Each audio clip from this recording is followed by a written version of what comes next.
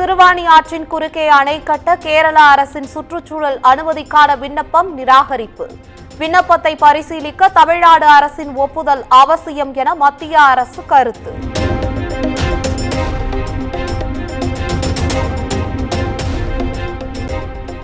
வடகிழக்கு பருவமழை முன்னெச்சரிக்கை நடவடிக்கைகள் குறித்து தலைமைச் செயலாளர் முருகானந்தம் ஆலோசனை.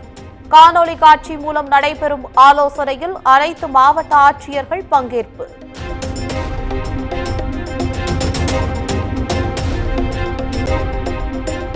மக்கள் நீதி மய்யம் கட்சியின் தலைவராக கமல்ஹாசன் மீண்டும் ஒருமனதாக தேர்வு. கட்சியின் பொதுக்குழு கூட்டத்தில் முடிவு.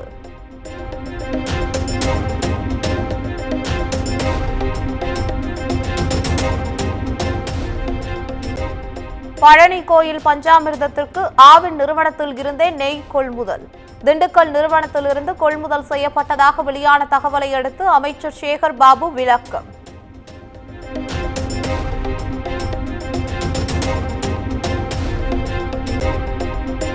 திருப்பதிக்கு நெய் சப்ளை செய்யும் ஏஆர் டெய்ரி நிறுவனம்தான் பழனி கோயிலுக்கும் நெய் விநியோகிப்பதாக குற்றம் சாட்டிய விவகாரம். பாஜக நிர்வாகிகள் மீது காவல் நிலையத்தில் பழனி கோயில் நிர்வாகம் புகார்.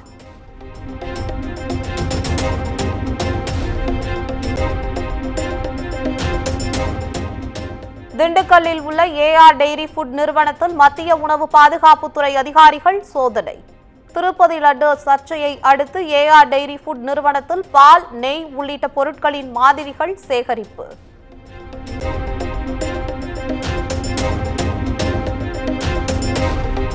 பள்ளிக் கல்வித்துறையில் செயல்படுத்தப்படும் திட்டங்களை கண்காணிக்க அதிகாரிகள். மாவட்ட வாரியாக அதிகாரிகளை நியமித்தார் பள்ளிக் கல்வித்துறை முதன்மை செயலாளர் மதுமதி.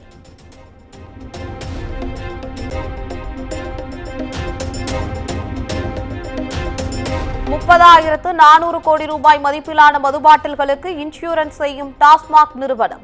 குடோன்களில் உள்ள மதுபாட்டில்கள் சேதமடைந்தால் அவற்றுக்கு $742 கோடி மதிப்பில் இன்சூரன்ஸ் எடுக்க டெண்டர்.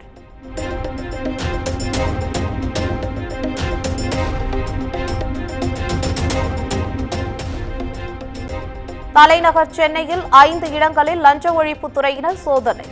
வேளச்சேரி அதிமுக பகுதி செயலாளர் வீடு உள்பட மாம்பலம், திருவல்லிக்கேணியில் லஞ்ச ஒழிப்புத்துறை அதிகாரிகள் ரெய்டு.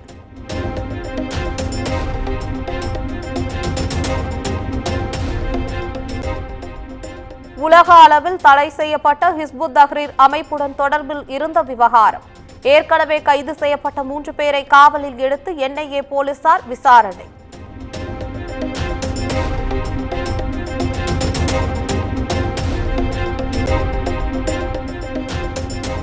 என்னுடைய தனிப்பட்ட விஷயத்தில் யாரையும் இழுக்காதீர்கள், வாழவிடு, யாரையும் இணைத்து பேச வேண்டாம் என விவாகரத்து தொடர்பாக நடிகர் ஜெயம் ரவி பேட்டி.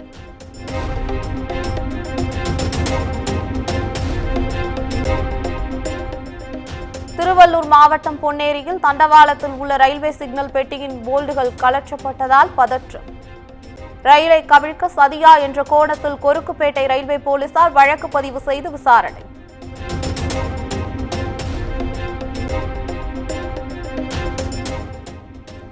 மாஞ்சோலை விவகாரம் தொடர்பாக நெல்லை மாவட்ட ஆட்சியரிடம் தேசிய மனித உரிமை ஆணையக்குழு விசாரணை. தேயிலை தோட்ட தொழிலாளர்கள் பிபிடிசி நிர்வாகத்தினரிடம் விசாரணை முடித்த நிலையில் அடுத்த கட்ட நடவடிக்கை.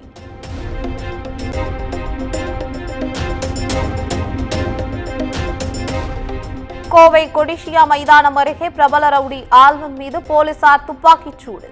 காவல்துறை சுற்றி வளைத்த போது கத்தியால் தாக்க முயன்றதால் ரவுடியின் மூட்டுகளில் சுட்டதாக தகவல்.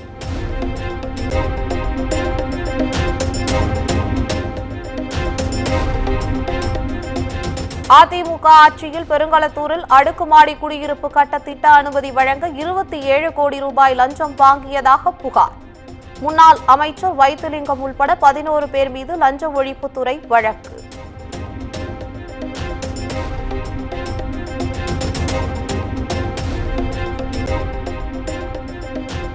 வைத்திலிங்கத்தின் மகன்கள் இயக்குநர்களாக உள்ள நிறுவனத்திற்கு கடன் வழங்குவது போல் லஞ்சம் கைமாறியதாக தகவல்.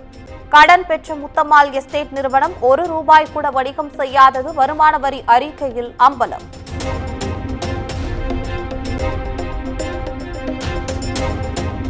இருதரப்பு மோதல் விவகாரத்தில் பாடகர் மனோவின் மகன்களுக்கு முன்ஜாமீன் வழங்கியது பூவிருந்தவல்லி நீதிமன்றம். 30 நாட்கள் வலசரவாக்கம் காவல் நிலையத்தில் கையெழுத்திட நிபந்தனை.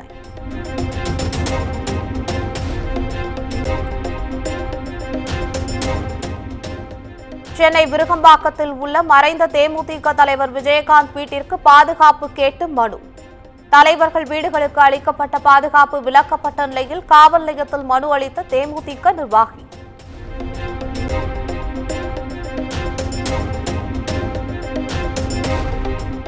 தஞ்சாவூர் ஐயம்பேட்டை அருகே பைபாஸ் சாலை வளைவில் அரசு சொகுசு பேருந்து கவிழ்ந்து விபத்து.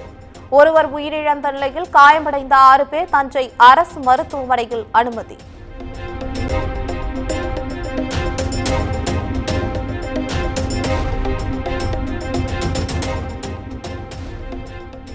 திருப்பதி லட்டில் விரும்பத்தகாத பொருட்கள் கலக்கப்பட்டு இருப்பது வேதனைக்குரியது. யார் தவறு செய்திருந்தாலும் தண்டிக்கப்பட வேண்டும் என பாஜக மூத்த தலைவர் தமிழிசை சவுந்தரராஜன் வலியுறுத்தல்.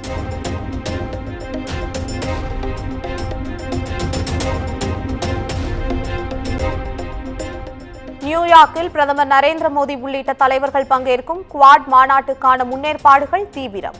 தங்களது பள்ளியான ஆக்மேர் அகாடமியில் உலக தலைவர்கள் சந்திப்பது பெருமை என மாணவர்கள் உற்சாகம்.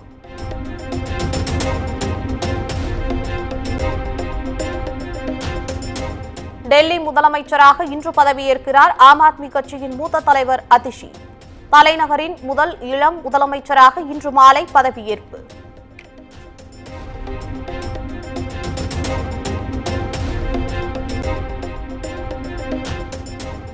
நாற்பத்தி 2 நாட்களுக்கு பிறகாக பணிக்கு திரும்பிய கொல்கத்தா மருத்துவர்கள். உறுதிமொழியை அரசு ஒரு வாரத்துக்குள் நிறைவேற்றவில்லை எனில் மீண்டும் போராட்டம் என்றும் அறிவிப்பு.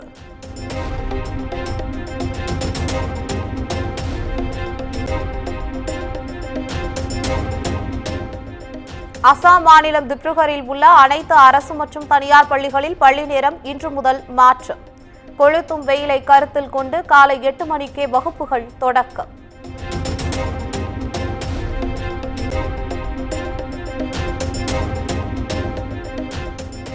ஜம்மு காஷ்மீரின் ஷிகாரி பகுதியில் தீவிரவாதிகள் இருப்பதாக கிடைத்த தகவலின் பேரில் தீவிர சோதனை. சட்டப்பேரவை தேர்தல் பரபரப்புகளுக்கு நடுவே அசம்பாவிதங்களை தவிர்க்க பாதுகாப்பு படை தொடர் பணி.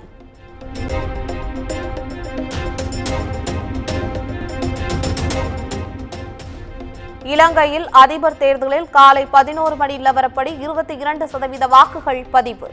இன்று மாலை வாக்கு எண்ணிக்கை நடத்தப்படும் நிலையில் நள்ளிரவு முடிவுகள் தெரியவரும் என்றும் எதிர்பார்ப்பு.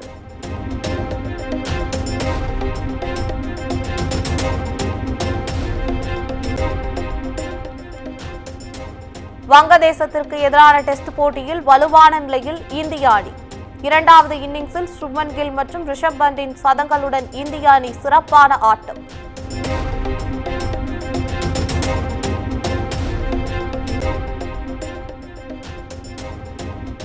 டெஸ்ட் போட்டிகளில் 6 சதம் அடித்து தோனியின் சாதனையை சமன் செய்தார் ரிஷப் பந்த். கார் விபத்திற்கு பிறகாக 637 நாட்கள் கழித்து களமிறங்கிய நிலையில் ரிஷப் பந்த் அதிரடி.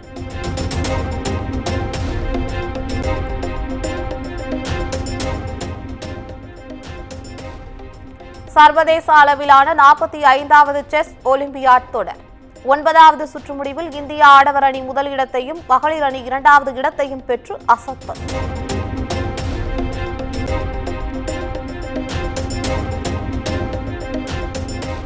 தமிழரசன் பச்சமுத்து இயக்கத்தில் வெளியான லப்பர் பந்து படத்திற்கு இயக்குனர் ப. ரஞ்சித் பாராட்டு.